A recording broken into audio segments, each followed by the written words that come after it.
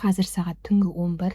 Бұл өте рандомный видео, бірақ бұндағы бөліскім келіп тұрған нәрсе өте маңызды деп ойлаймын. Себебі білмеймін, менің жаңа отырдым да осы 20 минут бұрын жүрегімде бір сезім пайда болды. Видео түсіру керек, ішімдегі бір нәрсені айтуым керек дегендей, сондай бір инсайт, бір сіздерге бір посыл жиналып тұр ішімде. И сіздің осы қазір видеоны қарап жатқаныңыздың өзі бекерден бекер емес деп ойлаймын, және сізге мүмкін осы сөздерді тыңдау керек шығар деп ойлаймын.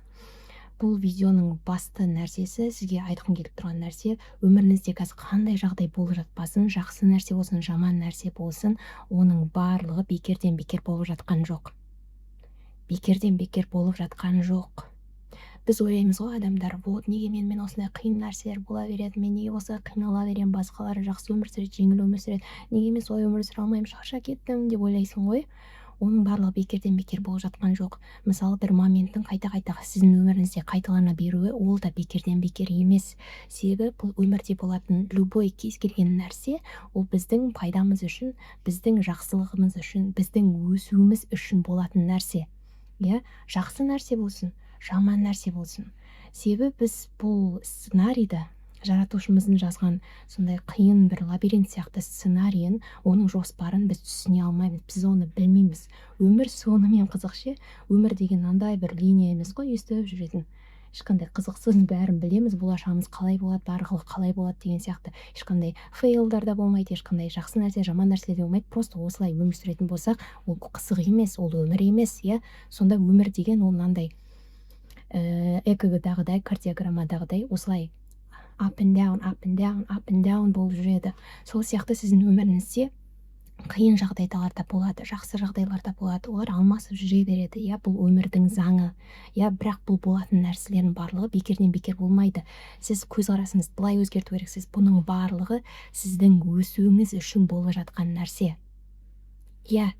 Ал кейбір нәрселер, жаман, сізге жағымсыз нәрселер, сізді қинайтын нәрселер, жүрегіңізді, жаныңызды қинайтын нәрселер қайталана береді. Неге ол қайталана береді?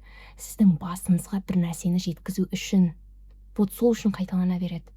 Сіз оны андай жертва сияқты құрбан ретінде, осы қайталана береді, мен қиналып жүрейін деп жүрмейсіз. Жоқ.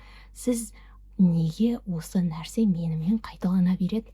Неге осы нәрсе маған қайта-қайта бола береді?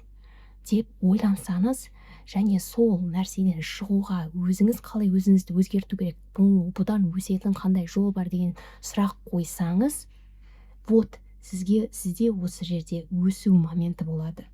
Яғни бұл қиын нәрселер, бізге қайталана беретін нәрселер, ол біздің жамандығымыз үшін, бізді қинау үшін болып жатқан нәрселер емес, жоқ, біздің өсуіміз үшін болып жатқан нәрселер.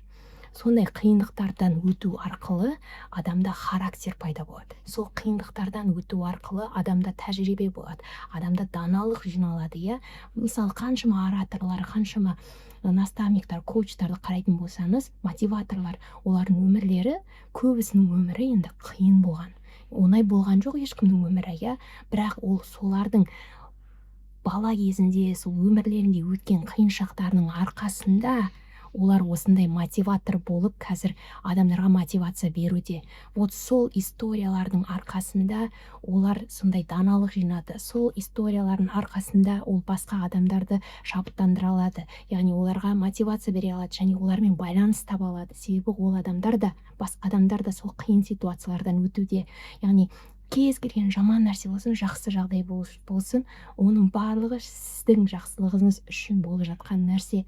Сондықтан пожалуйста, айтпаңызшы, мен өкінемін, мен қиналып кеттім, неге деп бүйтіп айтпаңызшы, пожалуйста. Осы жерден жақсы нәрсе көруге тырысыңыз.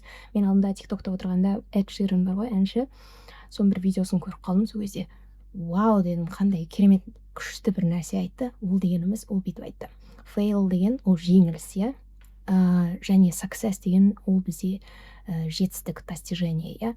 Айтады, success дейді, достижение арқылы сен өспейсің дейді. Сені өсіретін нәрсе ол fail, ол жеңіліс, ол қиыншылықтар сені өсіретін нәрсе. Бірақ біз Forbes-ты алсаңыз, любой бір жерлерді алсаңыз, ол жерде адам success-ті ғана айтады, иә. Біз ондай ойлаймыз, адамдар осы жетістіктерге сразу жетті деген сияқты. Біз оның қиын жақтарын, қиын историяларын білмейміз, иә. Оның далада үйсіз жүргені, ақша тиын санап жүргені, оны біз білмейміз ол историяларын, иә. Қандай бала шағында қиындық нәрсе көргенін деген сияқты. Вот сол біздің фокусымызды жіберетін нәрсе, біз благодарный болу керек нәрсе, ол біздің жетістіктеріміз емес, бірінші орында, ол біздің жеңілістеріміз. Именно фейлдар, именно қиыншылықтар біздің фокусымыз соларға жіберіп, біз соларға алғыс етуіміз керек. Сол нәрселер бізбен болған үшін. Неге? Именно сол фейлдардың арқасында адам өседі. Именно сол фейлдардың арқасында адам түсінеді оған не керек емес екенін, как с ним нельзя. Соның барлығын адам именно сондай қиын жағдайларда ғана түсінеді. Және адамның психикасы былай жұмыс жасайды. Адам өз еркімен өзгеруі мүмкін, тыныштықта жүріп өз еркімен өзгеруі мүмкін, бірақ ол көп адам өйтіп істемейді. Ал кәдімгідей адамды өзгертетін нәрсе, ол какой-то бір трагедия болу. Ол какой-то бір қиын жағдайдың болуы, адамның дноға түсуі, терең дно шұңқырға түсуі, сол кезде ғана адам есін жияды. Сол кезде ғана адам басына соққы беріледі де, мен қандай халге түскенмін дейді. Вот сол кезде ғана адам өзін жинайды. Вот сол кезде ғана адам өсуге бел буады. Түсініп тұрсыз ба? И именно қазір сіздің өміріңізде сондай момент болып тұрған шығар. Потому что мен өзім тәжірибемен айтатын болсам, менде ондай қиын моменттер көп болды. Менде әлі күнге дейін болады, иә. Бірақ оның ар жағынан сіз жақсылық көріп тұру керексіз. Себебі бұның барлығы сіздің өсуіңіз үшін болып жатыр.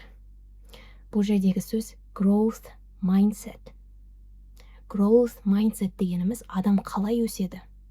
Адам именно сол қиыншылықтардан өту арқылы ғана, соны переживать ету арқылы ғана, және содан өсудің жолын, яғни өзгеріп шықса сол қиыншылықтан, значит ол өседі.